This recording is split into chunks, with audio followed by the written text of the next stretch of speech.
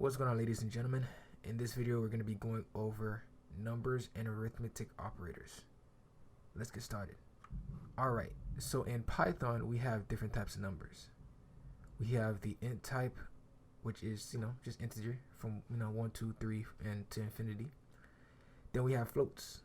These are decimal values, so we have 2.2, 5.5, 800.6.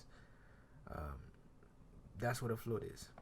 And then we have complex numbers. Complex numbers are written as x plus yj, where y is a real number and j is imaginary. So if you guys been through school, you guys probably took some algebra, and they had complex numbers.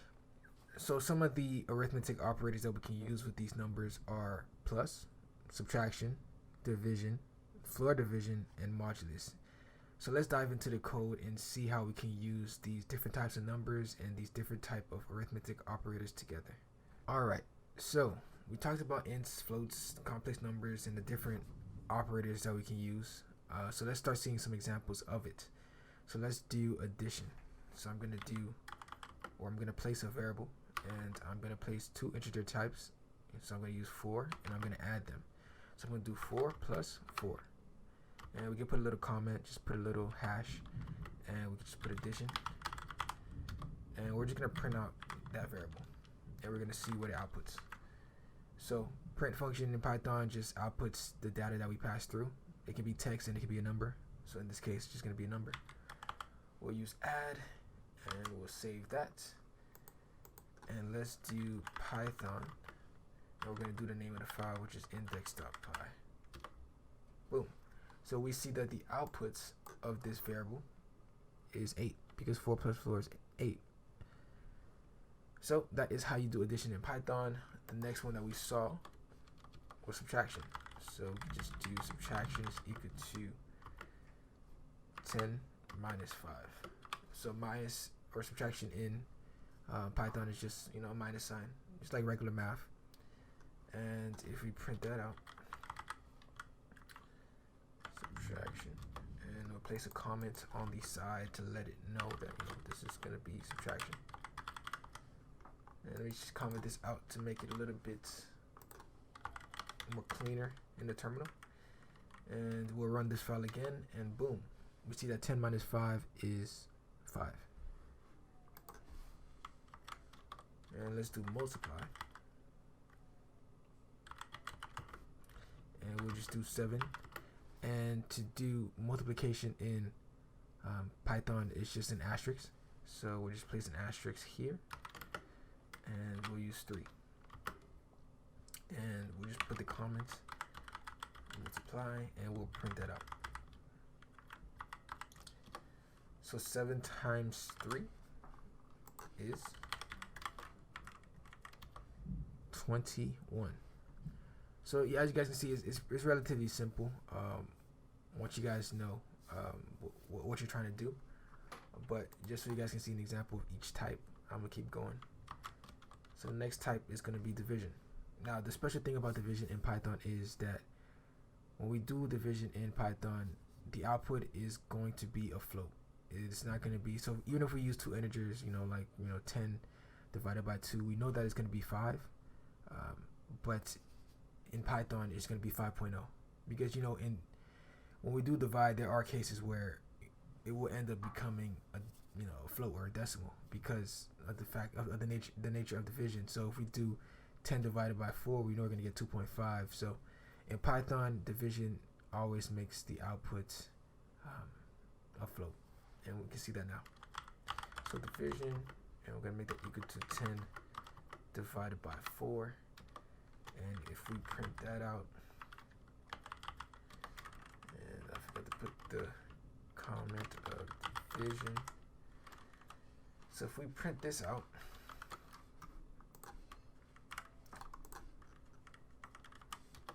boom, we see 2.5. But even if we were to do 10 divided by 2 and say that, you still see 5.0. So it's just the nature of division in Python is going to be a float, even if it's, even if the output is supposed to be an integer. But say, for instance, you for sure want an integer as the output. We could use another thing or another operator that we discussed before, which is called the floor division. So let's look at that, and we'll just call this floor division.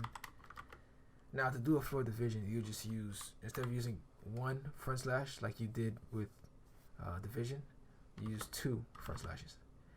This let Python know that we want the lowest value of this division, and we want the integer value. So if we do 10 divided by 2, we know for sure it is going to be 5, because that's the lowest value of the division, and it's going to be an int.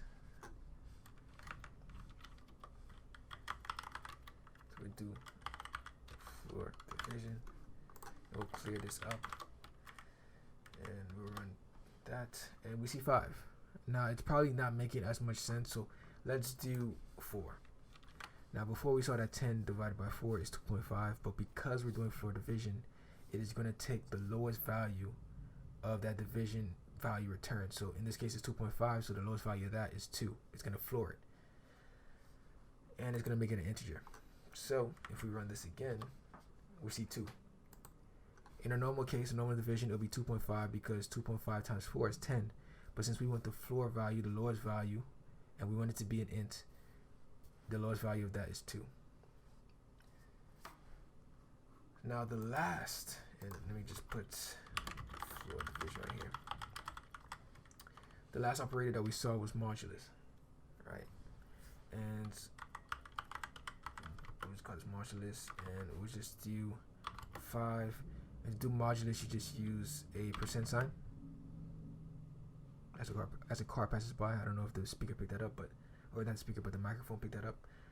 But to do modulus in Python, you use a % and then the next value. So you want to see, modulus is pretty much saying how many times does this number go into the value on the left, right? And is there a remainder? So this is a perfect way to see if a number is even or odd, because we know that if a number is even, the right value goes into the left value equally. So if it's 4, we know that 2 goes into 4 twice. But in the case of 5, we know that 2 goes into 5 twice, but there's going to be a remainder of 1. So 5 is odd, because if there's a remainder, then that means that it's an odd value. It doesn't evenly go into the value. So if we print this out, and we save that, and let's put modulus, and just comment that out, and we'll just clear this up so we can see the terminal better and run it. We see that we have a remainder of 1, because 2 goes into 5 twice, but there's going to be a remainder of 1. But if we were to make it a 4, which we know is an even number, and we run it, we see 0, because 2 goes into 4 equally, so there shouldn't be a remainder. So that is modulus. And those are the 5 arithmetic operators in Python. So there are predefined type functions in Python. These are functions that Python defines to help us with figuring out the data type of the data provided. So the first function is type, which returns the type of the data given. So say for instance we were to pass an integer, right? The type function will return int as the return value.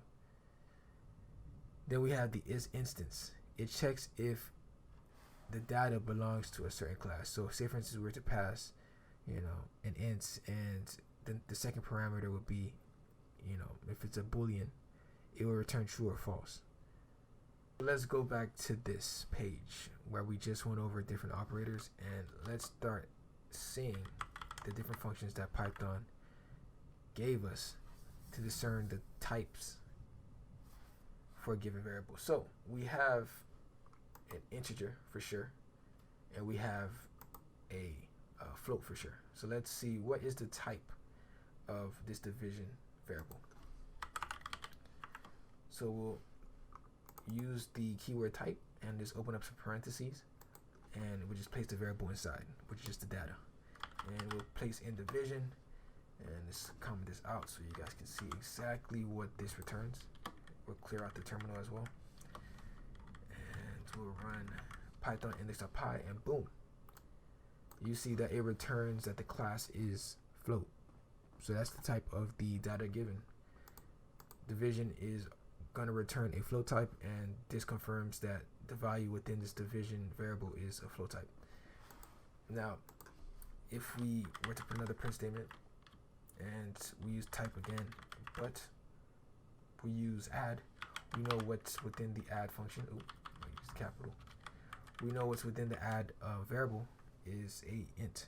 So if we were to run this, we should know what to expect, which is first is float because it's picking up the type of the division, but second is int because we know that adding two integers will just return an integer. So that is exactly what's within the add variable. Now another function that we just saw was the isInstance, right? So we want to confirm that it is an instance of a given type. So we can use the isInstance keyword. We can pass in the data, right? And we want to pass in the type to confirm that, you know, it is a given type or is an instance of a given type. So if we pass in float, we're pretty much just telling this, okay, is this add variable an instance of float? And if it is, then it returns true. And if it's not, then it returns false. And let's comment these two out. Actually, no, let's leave it because we can just confirm again, right? So let's get that out. Boom, it's false. All right. So before above here, we saw that add is an instance of int, but we're trying to check if add is an instance of float, which we just confirmed above that it's not. But just to make sure, right, we use the isInstance function to check, and it is returning false as we should expect because add is an int and is definitely not a float. But right, and we'll just put it right above so that it can just be parallel. We use the isInstance keyword again, and we can check if division is a float. And let's clear this out again and run that. So we confirmed above right here that division is a float. So if we use isInstance right here for division, we see that it's returning true because we know for sure that division is returning true, and we're just confirming it, and we got that confirmation to be true. And if I change this to int,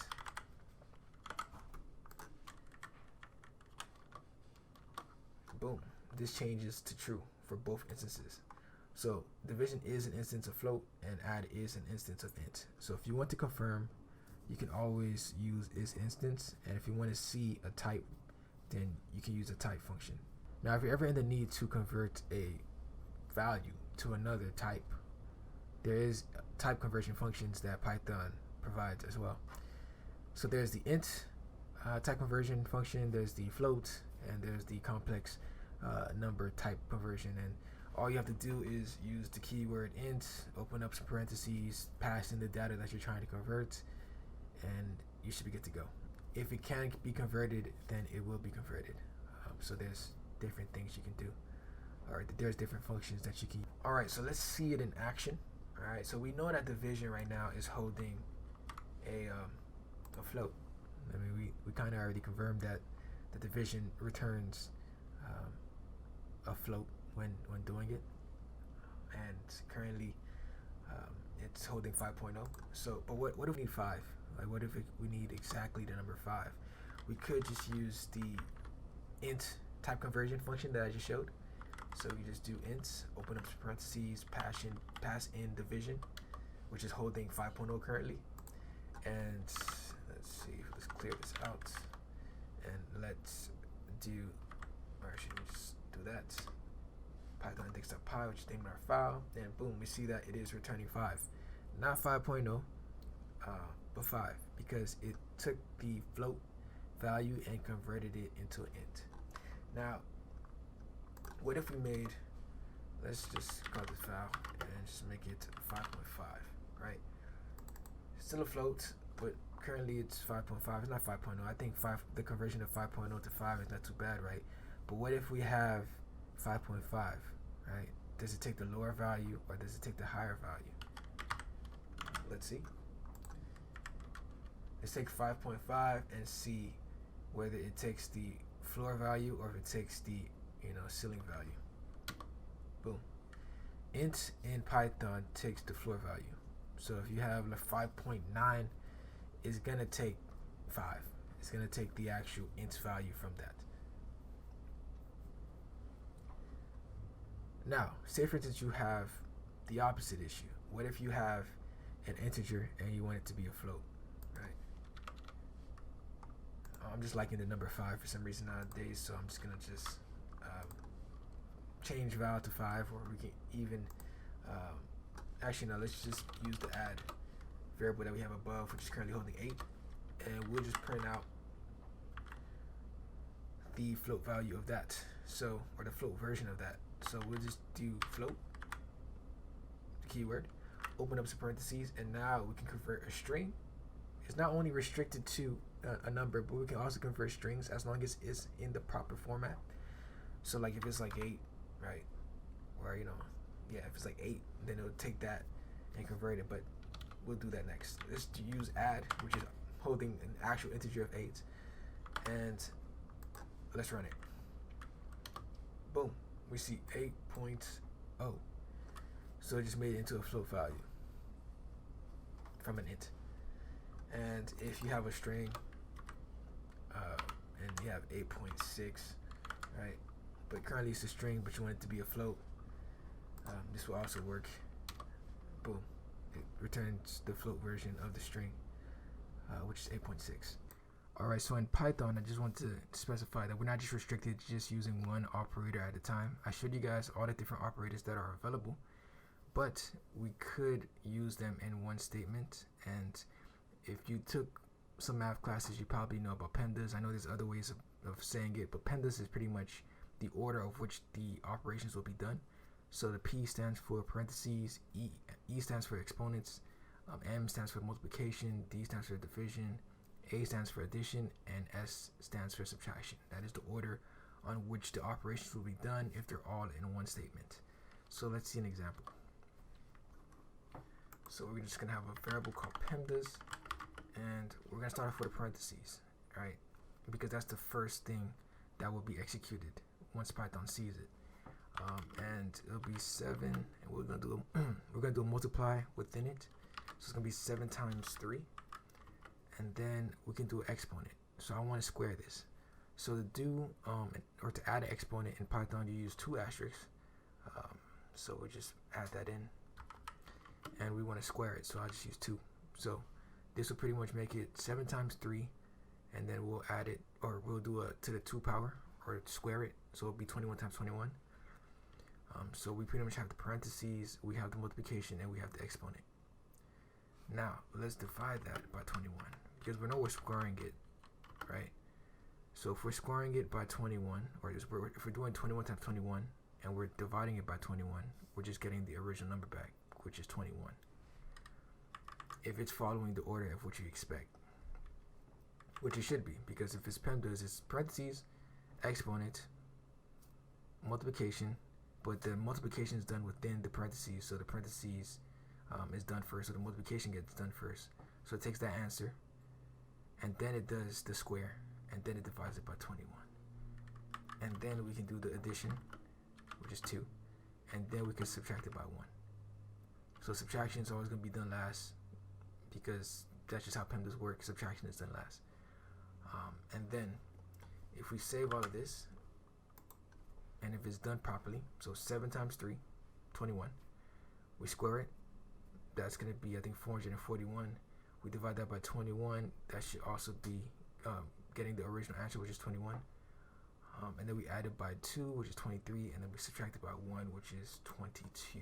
So if we run this, we should expect to see, oops, I forgot to print it first of all, and I still got the original answer. So let's print it out. Run it again, we see 22, much better. So we're not just restricted to using just one operator at a time. We can use multiple within one statement. You just got to remember the order of which you do it. You just got to pay attention. And if you want to make sure a calculation is done first, you're going to just use parentheses and it'll be done first. If you want to do exponents, it's 2 asterisks to the number that you want to do it to. And we have the divide, addition, and subtraction. So hope that was useful. Hope you guys enjoyed the video.